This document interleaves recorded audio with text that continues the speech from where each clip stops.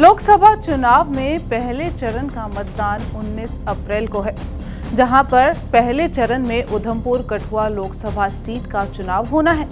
ऐसे में आज हम आपको बताएंगे कि जम्मू कश्मीर और लोकसभा के हिसाब से उधमपुर सीट के क्या मायने हैं। नमस्कार, मैं हूं आपके साथ कीर्ति अरोड़ा और आप देख रहे हैं TV9 जम्मू कश्मीर।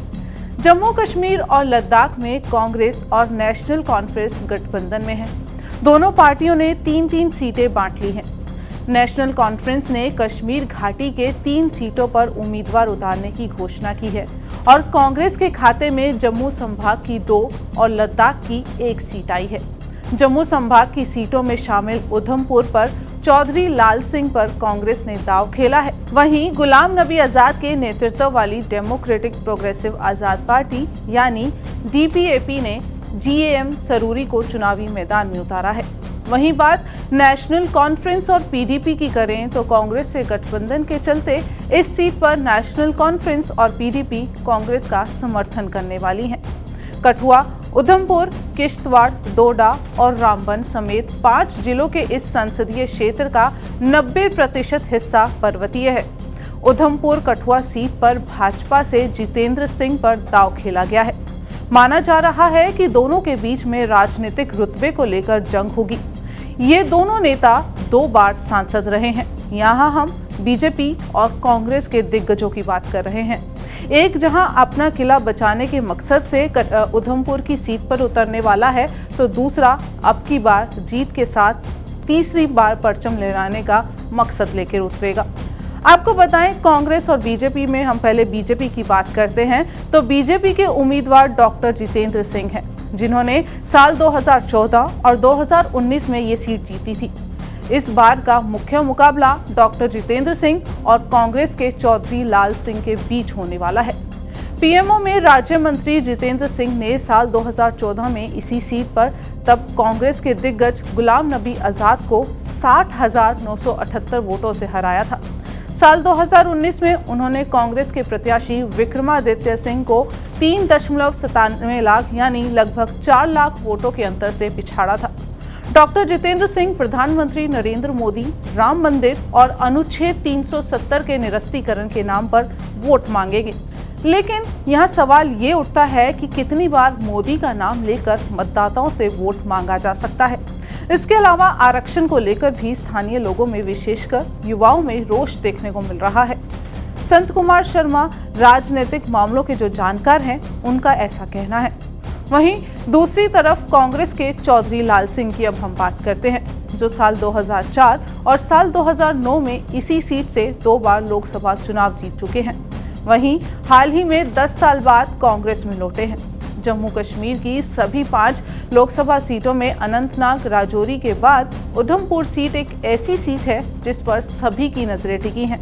साल 2014 में लाल सिंह कांग्रेस छोड़कर BJP में आ गए थे और उन्होंने इस समय जितेंद्र सिंह के पक्ष में ही चुनाव प्रचार किया था और अब सिनेरियो ये है कि वो जितेंद्र सिंह के खिलाफ मैदान में उतर रहे हैं।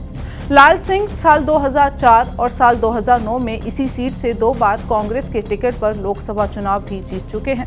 चौधरी लाल सिंह मजबूत उम्मीदवार माने जाते हैं और जिनके पास खोने के लिए फिलहाल कुछ नहीं है।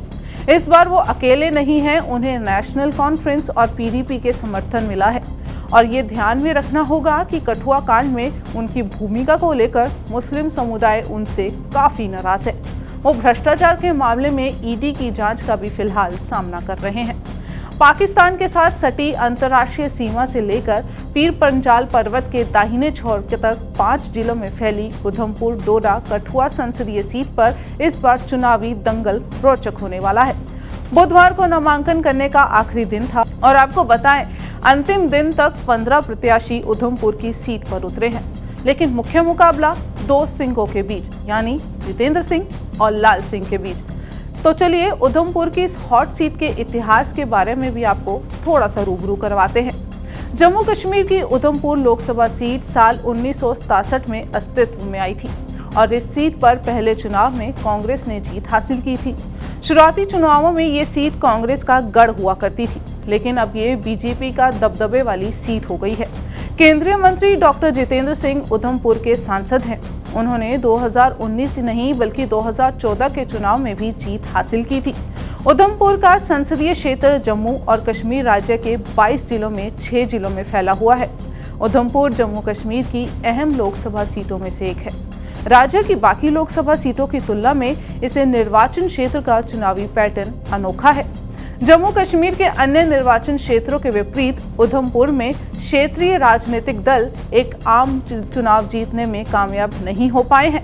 ये आज तक का इतिहास रहा है और केवल 2 प्रमुख राष्ट्रीय राजनीतिक दल कांग्रेस और बीजेपी ही इसमें सफल हो पाए हैं। जबकि जम्मू कश्मीर एक ऐसा क्षेत्र है जहां पर क्षेत्रीय पार्टियां अपना ज्यादा दबदबा रखती हैं। ये सीट कांग्रेस का गढ़ रही है, हालांकि अब बीजेपी के दबदबे वाली सीट इसको माना जाता है।